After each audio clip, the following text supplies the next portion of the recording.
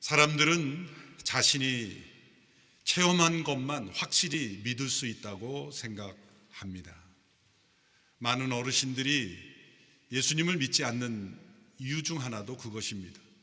조상적부터 내려오는 익숙한 문화, 관습, 또 그 안에 숨어 있는 신념, 그것을 확실하다고 여기고 이제 새로운 세계로 믿음의 발걸음을 내딛는 것을 불확실하다고 생각합니다. 그러나 과연 우리는 내가 체험한 것만 확실히 믿고 사는 것일까요? 그렇지 않습니다. 우리들은 언제나 신비의 영역을 탐구하며 그것을 확인하며 살아갈 뿐입니다. 사람들이 확실하다고 믿는 과학적 지식, 과학적 발견은 모두 신비에 대한 탐험에서 이루어진 것입니다. 저 하늘의 신비한 별들을 보며 천문학을 발전시켰습니다. 이 지구의 땅의 신비를 발견하며 지질학이 발전되었습니다. 이 땅에 존재하는 생명의 이 신비를 탐구하며 생물학이 그리고 생명공학이 발전되어 온 것입니다. 그러나 과학이 아직 발견하지 못한 얼마나 많은 신비의 영역이 있습니까? 아직도 확인되지 않고 규명되지 않는 신비의 세계가 훨씬 더 많습니다. 겸손하고 정직한 학자일수록 아직 우리가 아는 것보다 모르는 것이 훨씬 많다라고 인정합니다. 교만한 사람일수록 자신이 아는 것이 전부라고 생각하며 자신이 체험한 것만 확실하다고 생각을 합니다. 그러나 인간은 언제나 우리가 알지 못하는 신비의 영역에 경외심과 기대감을 가지고 발견해 나가는 존재일 뿐입니다. 우리 인간들이 볼 때 우리보다 낮은 차원의 존재들이 분명히 있습니다. 생물이든 그것이 무엇이든 인간이 보기에는 다 보이는 차원이지만 그 존재가 볼 때는 인간의 차원을 도저히 이해할 수 없는 그런 저차원의 세계가 분명히 존재합니다. 그렇다면 인간 위에 우리가 다 이해할 수 없고 또 말해줘도 깨달을 수 없는 차원의 존재가 분명히 있는 것입니다. 하나님의 차원이 있는 것입니다. 인간이 아무리 위대해 보이고 인간이 이룬 업적이 아무리 놀라워 보일지라도 우리가 도달할 수 없는, 이해할 수 없는, 또 말해주어도 다 이해하지 못하는 차원의 영역이 있는 것입니다. 바로 창조주 하나님의 차원인 것입니다. 우리는 그 세계를 경외심을 가지고 하나님이 주시는 지혜와 지식으로 탐험해 가며 그리고 그것을 조금씩 깨달아 알 뿐입니다. 그래서 우리는 깨달아 아는 것을 확신할 뿐입니다. 그렇다면 우리가 체험으로 확인한 것만 알 수 있습니까? 과학자들이 어떤 실험을 할 때는 가정이라는 걸 세웁니다. 어떤 힌트나 또 어떤 개연성을 가지고 그럴 것이라는 가정을 가지고 그걸 근거로 해서 실험을 합니다. 아무 가정이 없는 실험은 존재할 수 없죠. 그리고 그 실험을 통해 내가 세운 이 가설이 확실한 진리이다, 법칙이다라는 것을 증명해 가는 것입니다. 그렇다면 실험이 먼저입니까? 믿음이 먼저입니까? 믿음이 먼저인 것입니다. 어떤 우리가 알지 못하는 세상, 우리가 아직 확인하지 못한 그러한 신비의 세계에 대한 믿음을 가지고 어떤 실험을 통해 확실한 규명을 통해 많은 사람들에게 이것은 법칙이다라고 말하며 발표하게 되는 것입니다. 때로는 그 믿음이 잘못된 가정일 수도 있는 것이죠. 그러나 분명한 것은 우리가 경험하고 실험하는 것보다 먼저 믿음이 언제나 앞섬으로 우리의 체험이 뒤따라간다는 것, 그것은 매우 중요한 원리입니다. 어떤 사람들에게는 아무 체험이나 실험 없이도 그저 어린아이가 엄마 품에 잠들듯이 쉽게 조용하게 그렇게 믿음을 가지는 사람도 있습니다. 어떤 사람은 많은 의심과 실험과 체험을 통해서 믿음을 가지고서도 평생 또 다른 체험과 또 다른 확신을 구하는 그런 뿌리 깊은 의심에 빠져 있는 사람들도 여전히 있습니다. 예수님의 제자 가운데 도마라는 사람이 바로 그러한 사람이었습니다. 부활하신 예수님께서 여러 번 나타나시며 지난주에 살펴본 대로 개인적으로 만나주신 첫 번째 증인이 막달라 마리아였습니다. 그리고 또한 나타나신 사람이 사도 베드로였습니다. 그리고 도마였습니다. 모두가 사연이 있습니다. 베드로는 실패한 제자, 예수님을 부인한 제자였고, 막달라 마리아는 주님을 가장 깊이 순수히 사랑했던 제자였습니다. 도마는 바로 예수님의 부활을 믿지 못하고 또 자신이 체험해야만 확신할 수 있다라고 말하는 모든 의심에 빠진 사람들의 대표의 모습으로 예수님께서 그를 만나 주셨습니다. 이렇게 예수님은 실패한 제자들, 또한 의심과 불안에 빠져 있는 제자들에게 일일이 나타나셔서 그들의 믿음을 바로 세워 주는 일에 부활 후에 행적을 사용하신 것입니다. 이 도마라는 사람이 어떤 캐릭터의 사람이라는 걸 우리가 알려주는 두 개의 본문이 요한복음에 이미 나타났습니다. 첫째는 요한복음 11장에 나타납니다. 예수님께서 베다니에 나사로가 병들어 죽게 되었다는 소식을 듣고 베다니로 가려고 하십니다. 그때 제자들이 말립니다. 이미 베다니에는 음모가 진행되어 있었고 그 소식이 제자들에게까지 알려졌기 때문입니다. 예수님 베다니로 가면 위험하십니다. 제자들이 말렸습니다. 그때 도마가 돌출 발언을 합니다. 우리도 주와 함께 죽으러 가자. 예수님이 만일 죽으셔야 한다면 우리도 함께 죽어야지 라는 발언을 합니다. 제자들이 모두 당황했을 겁니다. 이 단면을 보할 때 도마는 매우 우직하고 또 충직한 충성스러운 사람이라는 걸 알 수가 있습니다. 14장에 가보면 또다시 도마가 등장합니다. 예수님께서 너희는 마음에 근심하지 말라. 예수님의 떠날 것을 말씀하시고 16장에 이르는 긴 설교를 하시는 가운데 그 초반부에 도마가 또 등장합니다. 주여 어디로 가시는지를 우리가 알지 못하거늘 우리가 그 길을 어떻게 알 수 있습니까? 이 도마의 질문에 대답하여 주신 말씀이 올해 우리 교회 영적 표인 나는 길이요 진리요 생명이라는 주님의 말씀이죠. 그런데 이 도마의 질문을 보면 예수님 말씀하신 이 구원의 길, 구원의 진리, 그리고 영원한 생명 되심이라는 차원의 질문이 아니라 이 세상 가운데 다른 어떤 곳으로 예수님이 옮겨가시는 것으로 생각하는 질문이었다는 걸 알 수가 있습니다. 어디로 가시는지 예수님은 이 세상에서 다른 곳으로의 이동을 말씀하신 것이 아님에도 이 도마는 상상력이 부족하다는 걸 알 수가 있습니다. 영적인 그러한 변화에 대하여 말씀하신 것을 깨닫지 못하고 육신적인 차원에서 예수님의 말씀을 이해하지 못하고 있었다는 겁니다. 이걸 보면은 도마는 상상력이 부족한 사람이라고 알 수가 있습니다. 자신이 체험해야만, 자신이 경험한 것에 근거해서만 어떠한 결정을 내리는 사람. 그러나 한번 결정을 내리면 매우 충직하게 그 길을 따라가는 사람이라는 걸 알 수가 있습니다. 이런 캐릭터의 사람은 어떤 심각한 위기나 도전이나 충격적인 사건을 만나게 되면 혼자서 그 문제를 해결하려는 성향을 보입니다. 공동체 안에도 순예배 열심히 나오던 분들 가운데 갑자기 안 보인다 그러면 도마 같은 성격의 사람이에요. 어떤 충격적인 사건으로 혼자 해결을 해보려는 거예요. 그리고 다 해결하기 전까지는 성도들 앞에 나타나지 않으려는 성향의 사람들이 있습니다.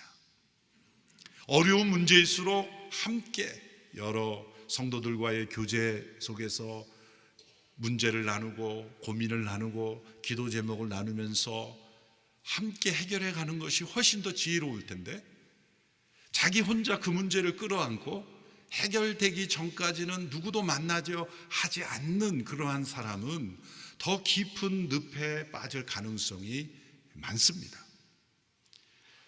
예수님이 부활하셔서 지금 막달라 마리아도 만나시고 또 제자들도 만나셨는데 도마가 그 자리에 없었다라는 것은 단순히 도마가 부득이하게 어떤 일이 있는데 함께 하고 싶었는데 어떤 일 때문에 함께 하지 못할 때 예수님이 먼저 나타나셨다라는 차원보다는 성경을 깊이 있게 연구하는 여러 학자들은 이것은 도마가 혼자서 그 십자가에 죽으신 예수님의 그 충격적인 사건을 혼자 해소해 보려고 하는, 해석하고 그것을 해결해 보려는 그 문제에 빠져 있기 때문이라고 지적을 합니다.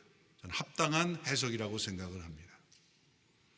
우리 믿음 생활을 할 때 풀리지 않는 문제가 있으면 누구에게나 신앙생활을 하고 있는 많은 성도들에게 좀 질문할 수 있고 또 함께 나눌 수 있다면 훨씬 더 빨리 해결이 될 텐데 혼자 성경 연구를 통해 뚫어보겠다, 해결해보겠다, 철야 기도를 통해 해결해보겠다, 혼자 해결해 보려고 할 때 더 해결되지 않는 그러한 모순에 빠지는 경험도 많습니다. 어떤 새 가족에게 제가 이런 인사를 받았어요. 목사님, 이제 제가 예배를 처음 드리게 되었습니다. 제가 며칠 전까지 성경을 한번 완독을 했습니다. 저는 이 말이 왜 한 문장 안에 들어오는지 이해가 되지 않았어요. 예배를 처음 참석한 것과 성경을 한번 완독한 것과 무슨 상관이 있을까? 이분은 이런 생각이 있는 거예요. 대화를 해보다 보니까 그래도 예배에 참석하려면 성경을 한번 읽고 나와야 하지 않나. 10년을 다녔어도 한 번도 안 읽고 참석한 분도 많이 계실 텐데 그분들을 어떡하라고? 아니, 예배에 참석하려면 성경 한번 읽고 오라고 요구한 적이 아무도 없어요. 우리 중에 20년을 다녀도 한번 완독하지 않는 분도 있을 거예요. 그런데 이분은 자기가 세운 기준에 따라서 그래도 내가 설교를 들으려면 알고 들어야지, 알고 들어야지, 그렇게 생각하는 거예요. 그러니까 이런 분은 소그룹 순예배에 나오면은 뭔가 내가 모르면 내가 참석할 수 없다고 생각하는 거예요. 확실히 내가 알아야만 다른 사람과 만날 수 있고, 그러니 참 모든 관계 속에서 내가 내 믿음을 표현하고 내가 모릅니다, 부족합니다 이렇게 말하면서 함께 공동체를 이루어가는 게 너무 힘든 거예요. 그렇기 때문에 이런 캐릭터를 가진 분은 지금도 예배는 참석하지만 끊임없이 연구하면서 스스로 완벽해질 때까지 기다리고 성경을 다 안다고 생각할 때 비로소 순예배 신청할지도 몰라요.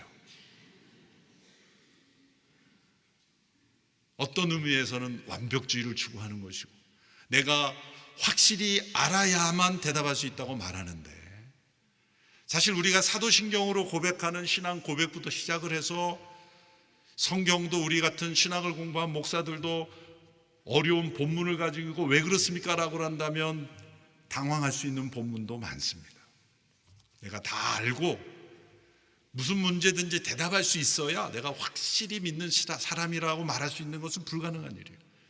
사도신경에서 우리 고백하는 대로 나는 천지를 창조하신 하나님 아버지를 믿습니다라고 시작해서 하는데 그 안에 들어있는 삼위일체 하나님의 역사하심, 이 성령의 놀라운 역사하심, 하늘과 새 땅의 놀라운 비전, 다 우리가 과학적으로 또 논리적으로 설명할 수 있어서 믿는 것이 아니라 하나님의 말씀에 나타난 하나님의 증거를 믿는 것이고, 역사 속에 나타난, 교회 역사 속에 나타난 믿음의 선배들의 믿음과 삶의 신앙을 우리가 믿음으로 받아들이는 것이지 다 내가 체험함으로 믿는 것은 아닙니다. 불가능한 일입니다. 왜냐하면 다른 차원의 우리를 창조하신 하나님의 영역의 일들이기 때문입니다. 그러므로 우리가 믿음으로 한 걸음씩 걸어가면서 체험하는 것이 정확합니다. 내가 다 확실히 체험하고 대답할 수 있을 때 나는 믿는다라고 말하는 것은 어떤 의미에서는 교만이요 어리석은 것입니다. 도마가 지금 예수님의 십자가의 죽음 앞에서 그것을 해석하느라고 혼자 있었을 가능성이 높은 것입니다. 제자들은 어리둥절하고 당황하고 이게 어떻게 된 일이지?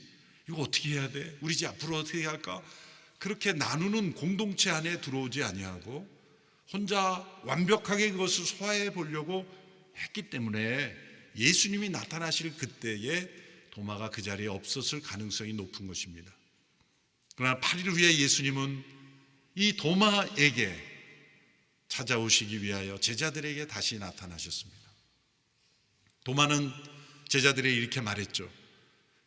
내 눈으로 직접 주님을 보고 내 손가락을 주님의 못자락에 그 못자국에 넣어보고 내 손을 그 창에 찔린 허리에 넣어보지 않고는 믿지 않겠다.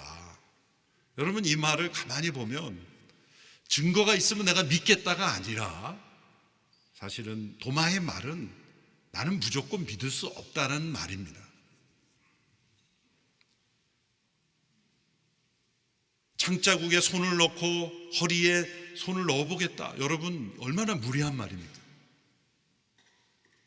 여러분 앞에 몸에 큰 흉터가 있는 분을 만났는데 내가 그 흉터가 진짜인지 한번 만져보겠다. 얼마나 실례입니까?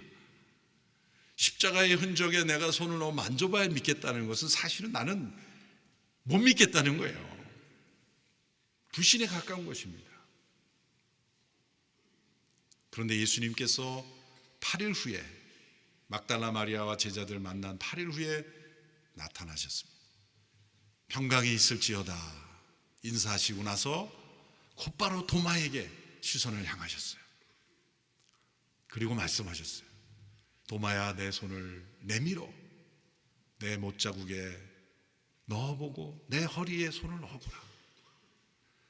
도마가 얼마나 당황했을까요? 이 장면을 필름으로 만든다면 놀라는 연기를 잘하는 연기자가 해야 되는 거예요. 얼마나 놀랐을까? 왜? 예수님이 안 계실 때, 보이지 않을 때 다른 제자들에게 한 말을 예수님이 직접 도마에게 하고 계시니 도마가 얼마나 놀랐을까요? 이걸 통해서 알 수 있는 것은 부활하신 예수님이 계신 곳은 우리가 사는 이 세상과 단절된 곳이 아니라는 겁니다. 부활하신 예수님 우리의 대화를 듣고 계시고 나의 말을 듣고 나의 행실을 보고 계시는 분이라는 겁니다.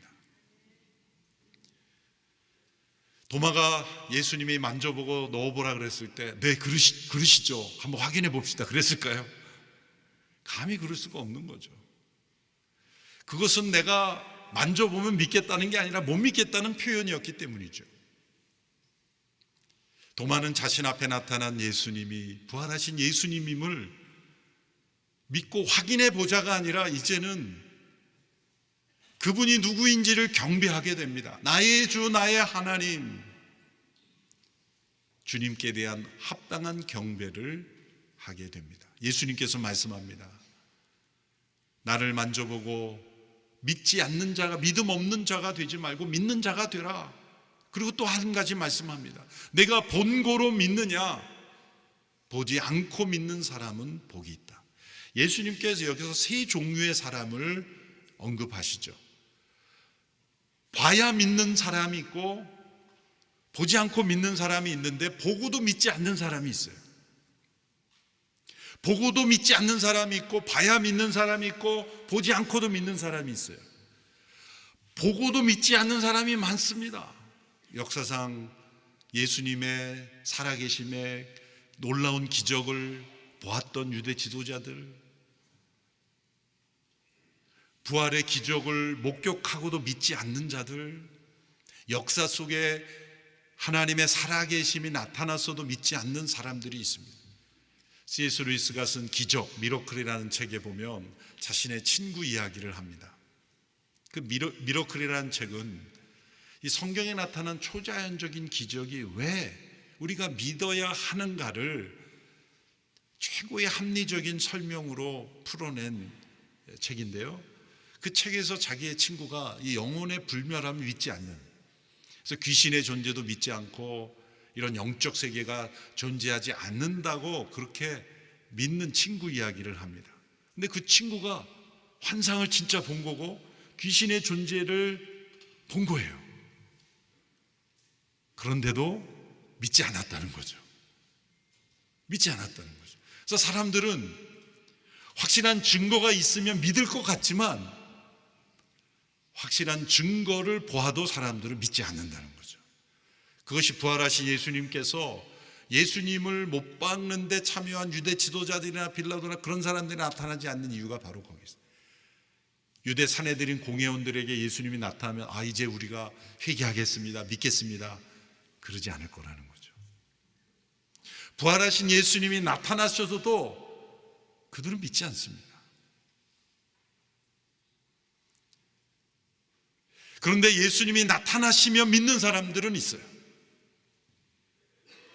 그런데 예수님에게서 증거를 구하는데 내가 믿을 수 있는 체험을 구하는 사람은 결국은 보고도 믿지 않는 사람처럼 되게 되어 있는 겁니다. 이스라엘 백성들이 그랬죠. 수많은 역사의 기적과 표적이 나타났지만 그들은 결국 또다시 믿지 않는 불순종으로 떨어졌죠. 유대인들은 끊임없이 표적을 구했지만 하나님께서 주시는, 이미 주시는 표적, 이미 주신 증거를 믿지 않는 사람들은 또 다른 표적을 구하다가 결국은 불순종하게 되는 거예요. 보고도 믿지 않는 사람이 되는 겁니다. 그럼 우리가 추구해야 되는 것은 찬송가의 고백대로 이미 얻은 증거대로 늘 믿는 것입니다. 보지 않고도 믿는 자가 복되다는 것은 아무 증거 없이 믿으라는 뜻이 아닙니다. 이미 우리에게 주신 증거가 충분하니 그 증거로 만족하고 믿는 자가 될 때 하나님께서 우리의 삶에 필요한 체험을 주신다는 겁니다. 이미 우리에게 주신 증거는 하나님의 말씀입니다. 예수님께 십자가에 죽으시고 부활하셨다는 그 증거가 성경에 가득 차 있고 그 증거를 믿었던 성도들의 삶의 증거가 역사 속에 나타나 있습니다. 그런데 내가 확신할 수 있는 증거를 보이시오, 도마처럼 내가 만져보고 내가 체험하야만 믿겠습니다라고 할 때 그 믿음은 그것을 보아도 믿지 않는 또 다른 표적과 체험만을 구하는 사람으로 되어버리고 마는 거예요. 그래서 우리는 끊임없이 이미 얻은 증거를 믿는 믿음으로 나아가야만 하나님이 때로 보여주시기도 하지, 그런데 내가 봐야만 믿겠다는 믿음으로 자꾸 나가게 되면 어떻게 됩니까? 보고도 믿지 않는 사람으로 떨어져 가는 겁니다. 저도 고등학교 2학년 때 예수님 보여달라고 때를 썼던 기억이 있습니다. 내가 교회 중고등부 회장이었는데 다른 친구가 자기가 예수님 만났다고 막 간증하는 거예요. 나는 그 간증이 너무나 놀라웠습니다. 나는 한 번도 예수님을 눈과 눈을 대하고 만나본 적이 없기 때문이죠. 얼마나 부러웠는지. 나 예수님 만났다고 간증하는데 누가 나에게 물어볼까 봐 겁났어요. 그래도 중고등부 회장인데 못 만났다 그러면 회장 자리가 위태해질까 봐. 그래서 어느 날 학교에 있는 기도실에 찾아가서 점심 식사도 안 먹고 기도했어요.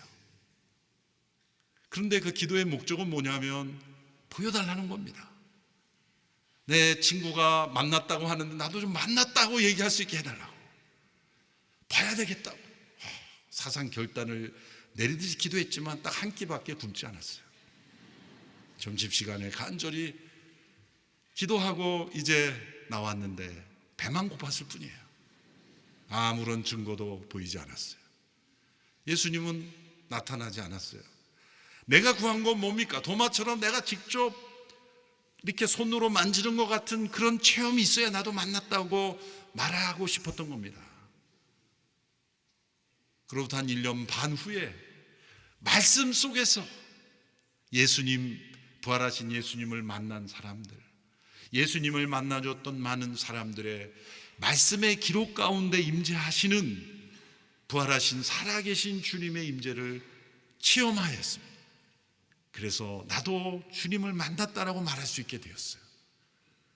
그러면 내가 육신으로 예수님을 만난 제자들처럼 나 예수님과 만나서 악수했어 라고 말해야 진짜 만난 것입니까? 그런 사람들은 끊임없는 체험을 요구하면서 신비주의에 빠지게 되는 거예요. 없는 체험을 만들어내는 것입니다. 결국은 보고도 믿지 않는 사람들이 되어버리는 거예요. 그런데 이미 우리에게 주신 확실한 증거를 믿음으로 따라갈 때는 때로 예수님이 꿈에도 나타나실 수가 있고 내가 생각하지 못했던 놀라운 신비로운 기적으로 나의 삶에 찾아오실 수도 있는 거예요. 그것은 믿음의 부산물이지 믿음의 필요 조건이 아닌 것입니다. 믿음의 필요 조건은 하나님이 우리에게 주신 증거 그 자체이고 우리의 믿음 자체가 증거가 됐어야 돼요. 사도 베드로는 자신을 통해 예수님 믿게 된 사람들이 변화되는 걸 보고 놀라워했습니다. 베드로전서 1장 8절 9절에 그가 이렇게 고백을 하죠. 여러분은 그리스도를 보지 못했으나 사랑합니다.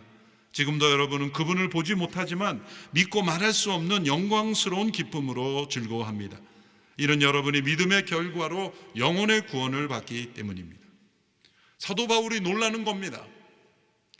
예수님을 보지 못했지만 사랑하고 보지 못했지만 기뻐하는 너희들을 보면서 내가 놀랍다. 베드로는 육신으로 임하신 예수님과 3년 동안 함께 생활했고 제자의 삶을 살았지만 예수님이 고난당할 때 예수님 부인했잖아요. 도망갔잖아요. 그런데 한 번도 예수님을 육신의 눈으로 보지 못한 이들인데 베드로와 사도들을 통해 복음을 들었던 그들이 한 번도 보지 못한 예수님을 자신의 예전보다 훨씬 더 사랑하고 한 번도 보지 못한 그 예수님을 기뻐하는 걸 보면서 놀라워하는 거예요. 그것은 육신의 체험만이 있어야 우리가 믿을 수 있는 것이 아니라 성령 안에서 우리에게 임하신 그리스도의 영이시 그 우리 가운데 임하신 성령님께서 역사하심으로 우리는 이미 우리에게 주신 증거로 확실한 믿음을 가지게 되고 증거를 찾는 믿음이 아닌 우리의 믿음이 증거가 되는 삶이 가능하다는 겁니다. 저와 여러분도 예수님을 육신의 눈으로 보지 못했습니다. 그러나 예수님을 믿고 부활의 주님과 동행하는 삶을 살 수 있습니다. 내가 확실하게 말할 수 있는 체험이 있어야 된다는 말하는 사람은 틀림없이 그런 체험이 있어도 보고도 믿지 않는 사람으로 떨어져 버립니다. 그러나 이 눈에 아무 증거 보이지 않아도 이미 얻은 증거를 믿고 믿음으로 순종하며 살아가는 사람에게는 놀라운 하나님이 주시는 그 증거가 그들의 삶이 증거가 될 것입니다. 그 믿음 자체가 증거가 될 줄로 믿습니다. 보지 않고도 믿는 사람은 복이 있다 하신 그 말씀처럼 이런 복된 믿음 다 되시기를 주님의 이름으로 축원합니다. 기도하겠습니다. 하나님 아버지, 보지 않고도 충만한 믿음의 삶을 살 수 있는 놀라운 믿음의 삶으로 인도하여 주셨으니 감사합니다. 이미 우리에게 주신 성경의 증거와 예수 그리스도의 십자가와 부활의 증거와 역사 속의 믿음의 선배들의 충분한 증거로 우리의 믿음이 날마다 새로워지게 하여 주시옵시고 우리의 삶이 증거가 되게 하시고 우리의 믿음이 또 다른 이의 믿음의 증거가 되는 복된 삶이 되게 하여 주옵소서. 세상 사람들은 이제는 과학, 이성조차 믿지 아니하고 자신의 느낌을 기준으로 살아가려고 몸부림치고 있습니다. 하나님의 창조 질서를 무너뜨리며 하나님을 믿지 않을 뿐만 아니라 자신을 믿고 살 수 있다고 생각하고 있습니다. 이 어지러운 세대 속에 참된 믿음의 삶을 살아내므로 하나님의 살아계심을 증거할 수 있는 모든 믿음의 성도들 다 되게 하여 주시옵소서. 예수님의 이름으로 기도하옵나이다. 아멘.